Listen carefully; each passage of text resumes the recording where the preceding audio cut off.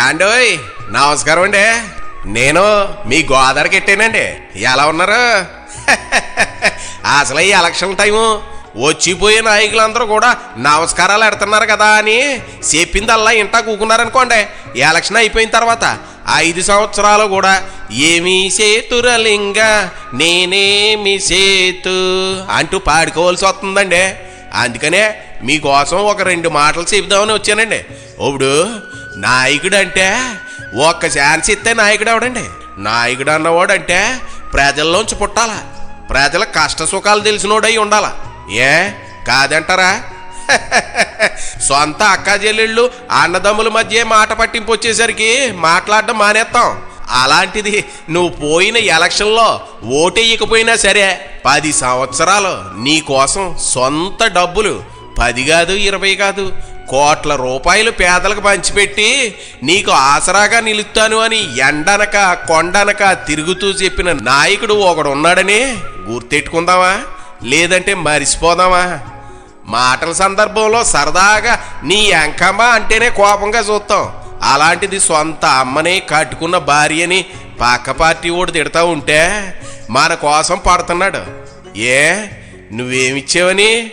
డబ్బు లేక పరపతి లేక రాముడు అయోధ్య నగరాన్ని ఇడిసి అరణ్యవాసం చేసినట్టు నీ కోసం రోడ్ల మీద ఉండి పోరాడుతున్న నాయకుడు ఒకడున్నాడని గుర్తెట్టుకుందామా, లేదంటే మరిసిపోదామా? 5 సంవత్సరాలుగా 10వ పరకం ముష్టేసి నీకు భవిష్యత్తు ఉద్యోగ అవకాశాలు లేకుండా చేసి మళ్ళీ అధికారం కోసం ఓటు అడుగుతున్నారు. మరి ఇక్కడ నీకు తెలియని విద్యలు నేర్పించి నీ కాళ్ళ మీద నువ్వు నిలబడేలా చేసి భవిష్యత్తు తరాలకు బాటలు వేస్తానంటూ మండు టెండల్లో ఒక నాయకుడు తిరుగుతున్నాడు. గుర్తెట్టుకుందామా, లేదంటే మరిసిపోదామా? కొండలు దొలిచేసి చెరువులు తవ్వేసి కంకర దోచేసి ఆంధ్రప్రదేశ్ని దేశంలోనే నెంబర్ 1 గంజాయి ప్రదేశంగా మార్చేసి తిరగబడ్డ వారి మీద కేసులు పెట్టేసి 10 తరాలు తిన్నా తరగని కోట్ల రూపాయలు కూడబెట్టేశారు. మరి ఇక్కడ అంటే చాలు కోట్ల రూపాయలు పార్టీ ఫండ్ ఇస్తామయ్యా మహాప్రభు అంటూ పిల్లలకు విద్యాబుద్ధులు చెప్పే ఉపాధ్యాయులు సైతం వాళ్ళ పెన్షన్ డబ్బులు తెచ్చిస్తుంటే సున్నితంగా తిరస్కరించి తన రక్తాన్ని డబ్బులుగా మార్చి నీ కోసం నిలబడ్డాడు. గుర్తెట్టుకుందామా, లేదంటే మరిసిపోదామా? అదేంటో తెలియదు కానీ బటన్ నొక్కడం తెలియకో లేదంటే బటన్ నొక్కడం రాకో సలహాల కోసం 100కు పైగా సలహాదారులను నెట్టుకుని నచ్చినోళ్ళందరికీ పదవులు ఇచ్చేసి కోట్లాది రూపాయలు వాళ్ళకి జీతాలు ఇచ్చేసి ప్రజాధనాన్ని దుర్వినియోగం చేసేసి మనకి సంక్షేమం లేకుండా చేసి లోటస్ ప్యాలెస్లో లొట్టలేసుకుని తినే నాయకుల్ని మనం చూస్తున్నాం. మరి ఇక్కడ పార్టీ పెట్టిన నాటి నుండి ఎన్నో అవమానాలు మరెన్నో భయాలు కల్పించిన నీ కోసం తానే రథసారథిగా తానే అర్జునుడిగా పార్టీని నడుపుకుంటా హంసతూలికా తలపాల మీద పడుకోకుండా రాజభోగాలన్నీ ఉన్నా వాటిని వదిలేసి నీ కోసం యుద్ధం చేయడానికి నిలబడ్డాడు. గుర్తెట్టుకుందామా, లేదంటే మరిసిపోదామా?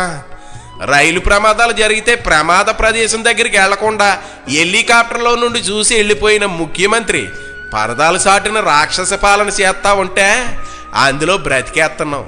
మరి అక్కడ ప్రజాక్షేత్రంలో కష్టాల్లో ఉన్న వాళ్ళకి సొంత డబ్బులు కోట్ల రూపాయలు ఇచ్చి వాళ్ళని నేను కాపాడుతాను మహాప్రభు అంటే హెలికాప్టర్లకు పర్మిషన్ లేకుండా కష్టాలు పెడుతున్నారే.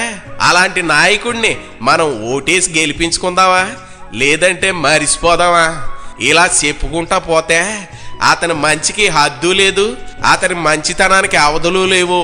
నువ్వు అధికారం కట్టబెట్టకపోతేనే నీ కోసం ఇంత కష్టపడతా లేని వాళ్ళకి కోట్ల రూపాయలు పంచుకుంటా తిరుగుతున్నాడు. మరి ఇంక నువ్వు గాజు గ్లాసు మీద ఓటేసి తనకి అధికారం చేతికి అప్పగిస్తే సుభిక్షం అనే పదాన్ని సువర్ణాక్షరాలతో లిఖించేస్తాడు. అందుకే అతను పవనుడయ్యాడు. ఇంకా ఆలోచనలు మానేసి ఇదిగా పీఠాపురం నియోజకవర్గాన్ని అభివృద్ధి వైపు పరుగులు పెట్టించడానికి నీ ఓటు గాజు గ్లాస్కే ఇయ్యి.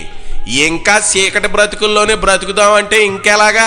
భవిష్యత్తు తరాలకి ఇప్పుడైనా మనం వెలుగునివ్వద్దా? లేగు, ఆలోచింతా కూర్చునుంటే ఆవిరైపోతావు. 500కి పలావ పొట్లానికి ముచ్చట పడితే కరిసైపోతావు. ఇప్పుడైనా మేల్కో, మన పిఠాపురం నియోజకవర్గాన్ని కాపాడుకో. గాజు గ్లాసుకి ఓటేసుకో, నీ భవిష్యత్తుని నువ్వే తీర్చిదిద్దుకో.